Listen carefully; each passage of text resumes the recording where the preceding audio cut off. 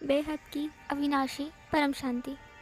हिंदू धर्म में पत्नी को अर्धांगिनी और वेस्टर्न कल्चर में अभी सोलमेट की चर्चा हो रही है, प्रचलन है। तो ऐसा क्यों कहा जाता है, इसका अर्थ क्या है? जैसे पत्नी को हिंदू धर्म में अर्धांगिनी कहा जाता है, तो अर्धांगिनी का अर्थ होता है आधा अंग, पति का आधा अंग यानी अर्धांगिनी। तो ये शब्द आया कहाँ से? जैसे हमारे ब्रह्मांड के शिवपुरी में आकारी शिव रहते हैं जो परम तत्वों के हैं। उनका कोई फिजिकल फॉर्म या फिजिकल बॉडी नहीं है, वो परम तत्वों के हैं, उनमें परम तत्वों की शक्ति है। हमारा जो शरीर है ये स्थूल तत्वों का शरीर है और उनका जो शरीर है वो परम तत्वों का शरीर है। परम तत्वों की आत्मा है और हल्का सा परम प्रकाश है उनमें, इसीलिए उनको परमात्मा यानी परमात्मा कहा जाता है। तो शिव ने अपने अंदर से अपनी शक्ति को निकाला, यानी कि अपना एक बहुत ही पावरफुल रूप अपने अंदर से निकाला। उन्हें शक्ति कहते हैं, यानी शिव का ही वो आधा अंग है जो अर्धनारीश्वर रूप यानी एक ही रूप में, दोनों अर्धनारीश्वर रूप में शिवपुरी में रहते हैं। तो जो शक्ति है वो शिव का ही आधा अंग है। वैसे ही जैसे ही आत्माओं की रचना हो रही थी, यहाँ पे शरीर की रचना की बात नहीं है, आत्माओं की रचना की बात है। तो जब भी आत्माओं की रचना होती है तो जो पुरुष की आत्मा होती है, आत्मा की बात है ना, जो पुरुष की आत्मा होती है उसी आत्मा में से वो पुरुष अपना एक रूप निकालता है, यानी कि अपना एक आधा अंग निकालता है। तो वो होती है उसकी प्रकृति, अपने स्वभाव के हिसाब से, अपनी इच्छा के हिसाब से अपनी शक्ति, अपना एक रूप निकालता है। तो उसे प्रकृति कहते हैं, पुरुष और प्रकृति, जो हमारे शास्त्रों में लिखा गया है। तो इस प्रकार जो प्रकृति है वो पुरुष का आधा अंग है, इसीलिए उसे अर्धांगिनी कहा जाता है। फिर ऐसे ही ब्रह्मा के 10 साल फिर और 20 साल के बाद जब आत्माओं की शक्ति बहुत ही कम हो गई तो उनमें भारी तत्व बनने लगे और वो मनुष्य बनने लगे और धरती की रचना ब्रह्मा जी ने करवाई। तो जो ऊपर के लोकों में फरिश्ता या पुरुष प्रकृति या देवी देवता जो भी थे, तो वो उनकी जो आत्मा थी, एक पुरुष एक प्रकृति, और एक पुरुष एक प्रकृति ऐसे ही एक जोड़े में ही थे, कोई परिवार नहीं था। और जब वो रचना भी करते थे तो पुरुष और प्रकृति मिलके एक रचना करते थे। फिर वो रचना वो पुरुष की ही होती थी और फिर वो पुरुष प्रकृति को निकालता था। तो ऐसे पुरुष प्रकृति ही होते थे। तो फिर ब्रह्मा के जब 10 या और 20 साल के बाद जब मनुष्य बने, धरती की रचना हुई, तो वही ऊपर के ही लोकों से देवी देवताओं की, फरिश्ता पर पुरुष प्रकृति की आत्माएं नीचे मनुष्य बनने लगी। तो ऊपर जो पुरुष प्रकृति थे, जब वो नीचे आकर मनुष्य बने तो वही पुरुष प्रकृति साथ ही रहेंगे, क्योंकि उनका ऊपर से ही कर्म बंधन है। बिना कर्म बंधन के आत्मा एक दूसरे के संपर्क में नहीं आती। तो ऊपर से ही वो नीचे आए तो एक दूसरे के पति पत्नी, जब बाद में शादी की प्रथा हुई तो पति पत्नी वो बने। इसीलिए पत्नी को पति की अर्धांगिनी कहा जाता है, यानी कि आधा अंग। लेकिन ये बहुत पुरानी बात है। जब शुरू में धरती की रचना हुई थी, मनुष्य बने थे, तो ऊपर से जो आत्माएं आई थी पुरुष प्रकृति की, वही नीचे पुरुष प्रकृति मनुष्य बने, तो वो कांटेक्ट में कर्म बंधन से आ रहे थे। इसीलिए पत्नी पति की अर्धांगिनी थी, या इंग्लिश में उसको कहेंगे सोलमेट। एक ही सोल के दो हिस्से, एक ही आत्मा के दो रूप। लेकिन आज हम देखें तो पति पत्नी सोलमेट है ही नहीं, क्योंकि हमारे ब्रह्मांड को बने ब्रह्मा के 50 साल पूरे हो चुके हैं और ब्रह्मा के दूसरे प्रार्थ, यानी कि दूसरे जो 50 साल है, 100 साल में से एक 50 साल बीत चुका है और दूसरे 50 साल का उनका ब्रह्मा का पहले दिन का अभी 7वें मनवंतर का 28वां युगांतर चल रहा है, जिसमें भी अभी इस 28वें युगांतर में कलयुग को शुरू हुए 5000 वर्ष हुए हैं। तो ब्रह्मा के एक दिन में धरती पर 1000 चतुर्युग, सतयुग, त्रेतायुग, द्वापर और कलयुग बीत जाते हैं। तो एक ही दिन में जब ब्रह्मा के धरती पर 1000 चतुर्युग बीत जाते हैं, तो सोचिए जो 50 साल बीत चुके हैं उसमें कितने धरती पर चतुर्युग बीत चुके होंगे, आप खुद ही गणना कर लीजिए। तो हम कितने लोगों से कर्म बंधन में कांटेक्ट में आए होंगे। जब एक ही जीवन में हमारा इतने लोगों से कांटेक्ट होता है, कर्म बंधन होता है, तो ब्रह्मा के 50 साल में हमारा कितने लोगों से कांटेक्ट हुआ होगा, तो हमारा कितना लोगों से कर्म बंधन बना और सभी से कर्म चुकाने के लिए अलग अलग रिश्ते हम निभा रहे हैं। तो कितने पति पत्नी बदल चुके हैं, खरबों बार तो हम अपने पति पत्नी बदल चुके हैं हर जन्म में।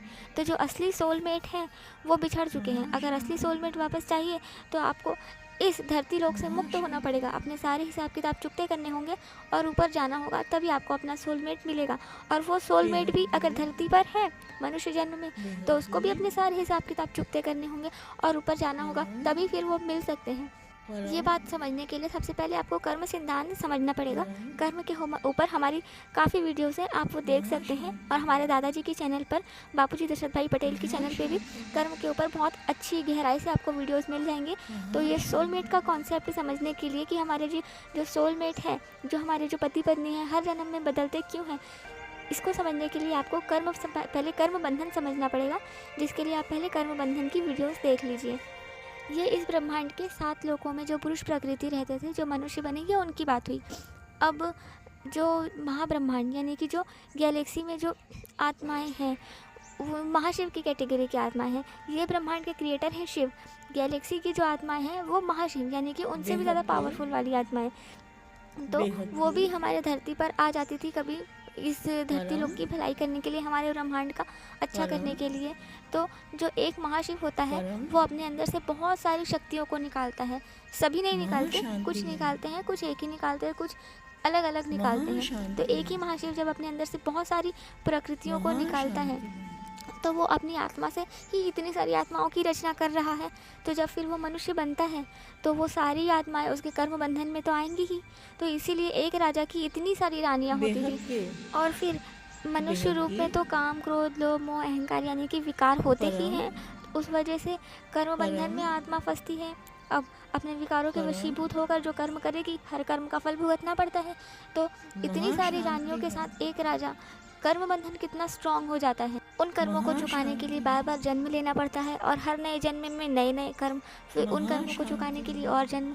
तो सोचिए कितना हम कर्म चक्र में फंस चुके हैं। और ये सिर्फ उनकी बात नहीं है, जो दूसरी आत्माएं भी हैं, जो केवल एक पुरुष एक प्रकृति वाली भी हैं, तो वो भी जब और नई नई आत्माओं से कर्म बंधन में आई होंगी तो उनसे कर्म चुकाने के लिए भी दूसरे पति पत्नी अलग अलग जन्म में बने होंगे। जैसे आज आप खुद भी देख लीजिए, एक लड़का कितनी लड़कियों को डेट कर रहा है, एक लड़की कितने लड़कों को डेट कर रही है। तो ये केवल इसी जन्म की बात नहीं है, ये कई जन्मों के संस्कार हैं। ऐसा करके हम इस कर्म के दलदल में और फंसते जाते हैं और फंसते जाते हैं। अगर इस कर्म के दलदल से बाहर निकलना है तो केवल एक ही मार्ग है, ज्ञान मार्ग। आप ज्ञान सुनिए और मोक्ष के लिए पुरुषार्थ करिए। वैसे भी ये धरती की हालत अब रहने लायक नहीं रही, और जब अति हो जाती है, जब ऐसी हालत हो जाती है तो भगवान प्रलय करके सृष्टि का विनाश कर देते हैं, क्योंकि ऐसी सृष्टि चलने लायक ही नहीं है, तो विनाश हो जाता है। लेकिन विनाश से पहले जो दिव्य आत्माएं हैं उनको मोक्ष का ज्ञान दिया जाता है, ताकि वो अपनी आत्मा का मोक्ष करा ले और इस धरती के विनाश के दुख से खुद को बचा ले। तो अगर आप ज्ञान लेके अपने लिए मोक्ष का पुरुषार्थ करते हैं तो इसमें आप ही की आत्मा का कल्याण है, नहीं तो विनाश तो होगा ही, क्योंकि ये सृष्टि चलने लायक नहीं है और भगवान भी ऐसी सृष्टि नहीं चलने देंगे। अभी ये जो रुके हुए हैं वो केवल ज्ञान देने के लिए ही रुके हुए हैं। जो दिव्य आत्माएं हैं वो ज्ञान ले रही हैं, सुन रही हैं। देखिए यूट्यूब के माध्यम से ही कितने लोग ज्ञान के चैनल हैं, स्पिरिचुअल चैनल्स आज के टाइम पर है। तो ये दिव्य आत्माओं के लिए ही बन रहे हैं कि वो ज्ञान लें और अपनी आत्मा का मोक्ष करा सके। उसके लिए सबसे अच्छा चैनल हमारे बापूजी दादाजी का चैनल है, आप खुद ही सुनिए।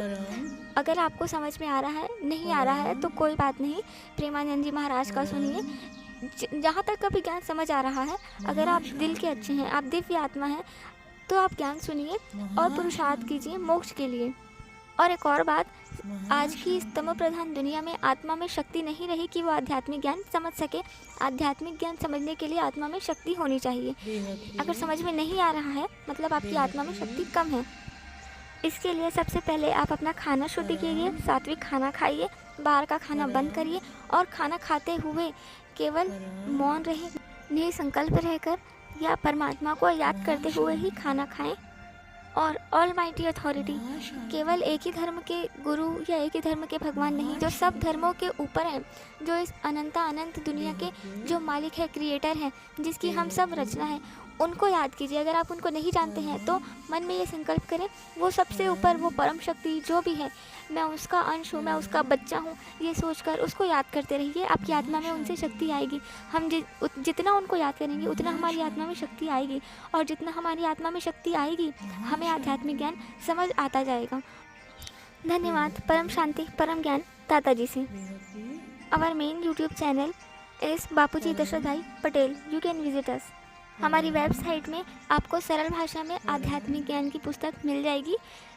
Website www.paramshanti.org। Thank you. परम शांति।